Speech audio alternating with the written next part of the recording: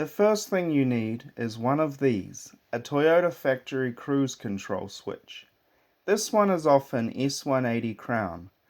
I didn't get one from another Mark X as they use the radar cruise control, which operates differently.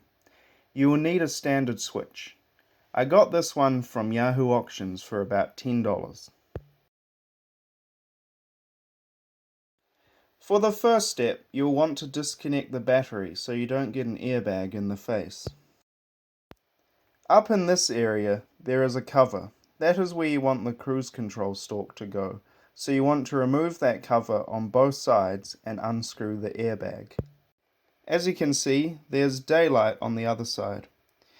You need to remove that Torx screw on both sides and that will bring the front off. Once your airbag is like this, you will see some screw holes inside. They correspond to the holes on the cruise control switch. You just need a Phillips head screwdriver and you whack it in. As you can see here, those screws are in place now and the loose connector needs to be connected up the top of the steering wheel and we will be done with this part. Now it's plugged in and it's all good to go. Once the airbag is in place again, you just need to retighten the Torx screws on both sides. You can leave this cover off as you should get a genuine cover to fill the hole. So that's the steering wheel part done. It's got a factory switch there now. You can rest assured you won't get an airbag to the face. Okay, I connected the battery one more time to check the SRS light has gone out. It does go out, which is good, because if it didn't, it would be a pretty bad situation. Before disconnecting the battery again, you will want to come in here and undo these two screws. The steering wheel needs to be unlocked, so that's why the battery needs to be connected if you have a push button start.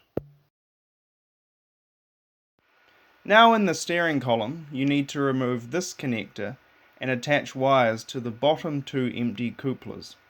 The left hand is for the ECU cable, which will go through into the engine bay, and the right will go to the earth. The connector does have a lock, which you will need to open with a precision screwdriver to insert the wires, so keep that in mind. So insert a cable like this. Unfortunately, you have to drop this to access there. It's not a big deal though. From here, I will thread this down through the cable tie under the column and through to the passenger side.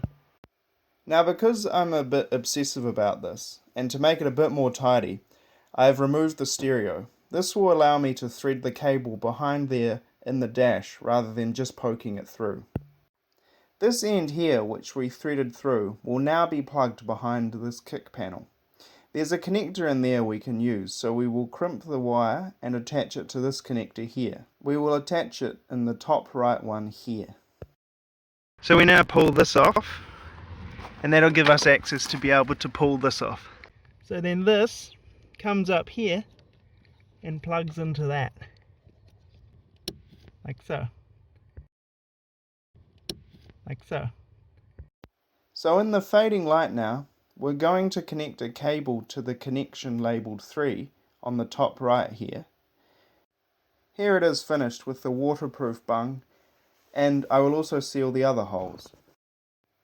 Now that it's plugged in down here, we want to check continuity through to the steering wheel just in case. Okay, because this checks out and there's definitely current flowing through the firewall into the engine bay, we can now put the connector in, lock it, and we're done. Then I just need to crimp a connection on the black cable for earth and we're finished inside the car. In the engine bay here, we've threaded the cable through these bellows here into the ECU and it will connect to this empty space here. Well, I hope that's useful for someone if you have a Mark X. And if it's not, why'd you watch the video? But just keep in mind it doesn't work on all models, so I believe it works on the GRX121 and maybe some of the 120s.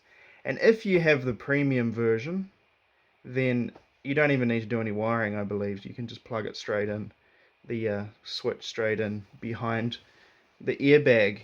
But be safe. remember to disconnect that battery and let it rest for maybe even 10 minutes to make sure it's fully discharged, because there's nothing worse than an airbag to the side of the head. I'll leave a few codes in the description below if I remember, and they will be for the connectors. So you're going to need some very tiny connectors for some of that, and they might be hard to get a hold of, I don't know, but I'll leave some codes, so the model numbers of each of those for you. So it is great to have that feeling of cruise control, especially here in Hokkaido where the speeds on the road are very low. It stops you getting caught by the police. One of the downsides of it though is that there isn't actually any display on the dash, so you don't get a light saying that cruise control is on or off, but that's not a huge deal, and the wiring for that is infinitely more difficult, so I wouldn't recommend that. But yeah, that's an easy, quick way to get that into your car. So if you can get a hold of one of those genuine Toyota switches, I recommend it if you can.